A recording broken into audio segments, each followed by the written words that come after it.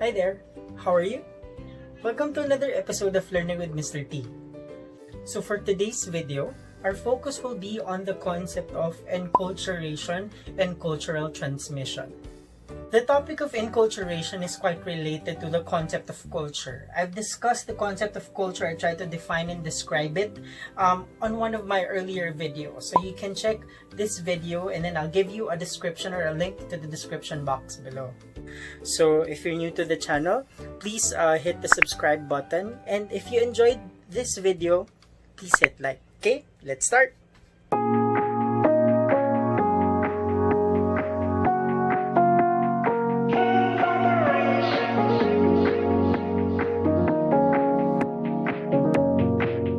So looking back on my early topic on culture, there was one person who commented or who described culture as something that's being dynamic, something that's ever changing. That was a good point because culture changes over time and culture adapts to the changes in the environment. However, for the most part of it, cultural beliefs and practices remain stable as generations go by. This important continuity plays a very crucial role in terms of the survival of a particular culture. Beliefs, attitudes, and even behaviors are passed on from one generation to another. And this process is what we call cultural transmission. This leads me to our new topic, which is the concept of enculturation.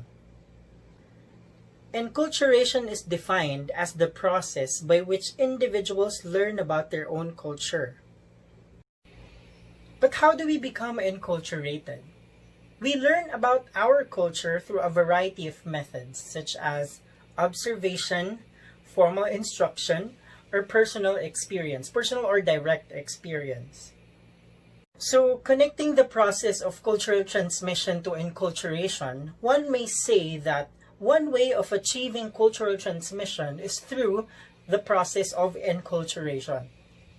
Well, one very simple example would be how infants develop, right? For example, babies, as they're born, they don't have a concept or idea of what their culture is at first, right? So they don't know what kind of culture I'm in. Am I a Filipino? Am I living in this country? Is this what I'm supposed to do? And slowly, as this infant or baby develops into a toddler, an adolescent, or even in his or her adulthood stage, they slowly learn information about their culture, and that can be an example of how enculturation happens. As infants develop, they learn more about their culture either through their parents, by observing their community, adults in the community, by their day-to-day experiences, and even with the formal education or formal instruction. Another particular theory or example which can explain how we develop our awareness or knowledge of our culture is through Kurt Levin's gatekeeper theory. According to his gatekeeper theory, there are people who control and decide which information is shared to groups and other individuals. Examples of these gatekeepers can be institutions, either religious, spiritual, or political leaders, teachers or schools, educational professionals, the media, and one of the first gatekeepers, our parents. Even your peers and your community can be a source of enculturation as well. For example, in a study done by Oden and Rochat in 2004, they looked at how cultural norms in a Samoan culture is learned. Their main idea or the main concept that they're looking for is how culture is learned through observation, or otherwise what we call observational learning. They particularly looked at the understanding of line fishing and hierarchy in a Samoan community. These are concepts which are highly observable in that particular area.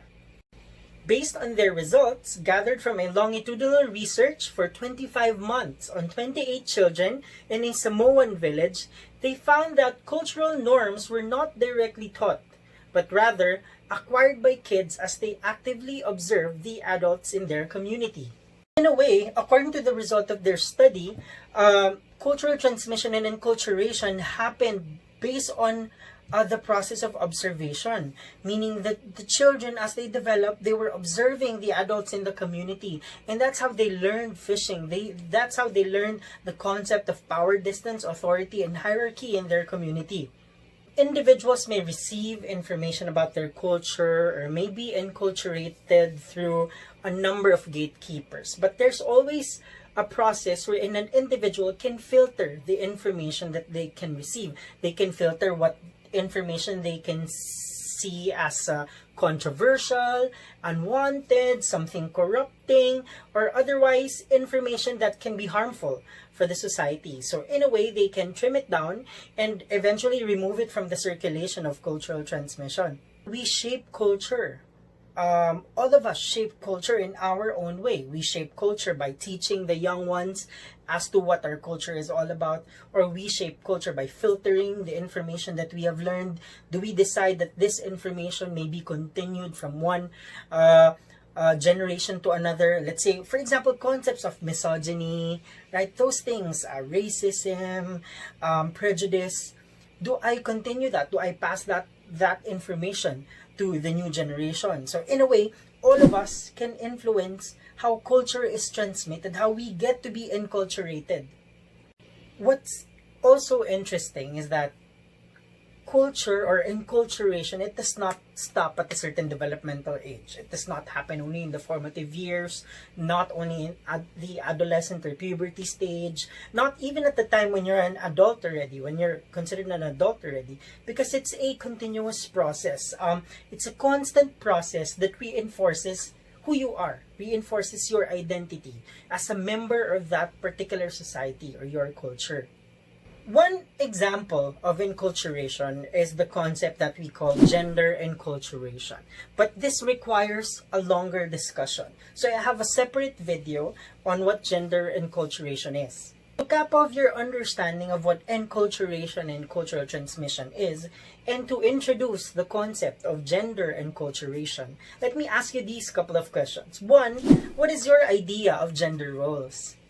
How do you think did you develop your gender roles as male, as females, or as part of the LGBT? How did you develop those things, those ideas? What are men supposed to do? What are women supposed to do? How were you able to know that? Was it through your parents? Was it through observing other people? Was it in school or in other settings in your community?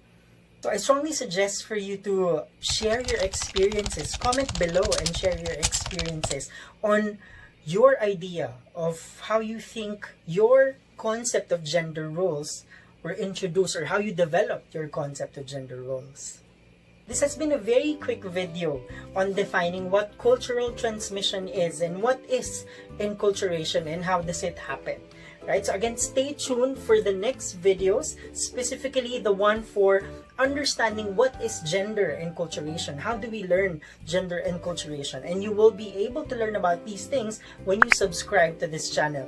And also, if you enjoy this video after watching it, kindly like and share it to your friends as well. Alright? This has been Ryan Torrejos, and you have been watching Learning with Mr.T. And just like what I would always say, listen, share, keep learning, and keep going. Thank you and hope you have fun. Bye!